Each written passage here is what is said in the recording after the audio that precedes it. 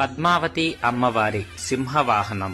శ్రీ పద్మావతి అమ్మవారి కార్తీక బ్రహ్మోత్సవాలలో భాగంగా 3వ రోజు సాయంత్రం సింహవాహనముపై చెంచులక్ష్మి అలంకరణలో పద్మావతి అమ్మవారు దర్శనమిచ్చారు. ఒక చేతిలో బాణం, మరొక చేతిలో విల్లును ధరించి అడవిలో నివసించే చెంచు తెగకు సంబంధించిన చెంచితిగా కొలువు తీరారు.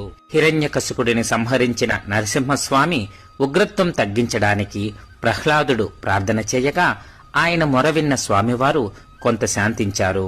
అనంతరము నరసింహస్వామి అడవుల వెంట దారితీయగా ఆ అడవిలో చెంచువారింట లక్ష్మీ అంశగా పుట్టినటువంటి చెంచులక్ష్మి అమ్మవారిని చూసి సమ్మోహనుడైన స్వామివారు పూర్తిగా శాంతించి వివాహం చేసుకున్నారని పురాణాల ద్వారా తెలుస్తూ ఉన్నది. అమ్మా చెంచమ్మ కోటి కోటి వందనాలు, అమ్మా లక్ష్మమ్మ నీకు సుమనసుల చందనాలు. అమ్మా చెంచమ్మ కోటి కోటి వందనాలు, అమ్మా లక్ష్మమ్మ నీకు సుమనసుల చందనాలు. అమ్మా చెంచమ్మ కోటి కోటి వందనాలు, అమ్మా లక్ష్మమ్మ నీకు సుమనసుల చందనాలు. అమ్మా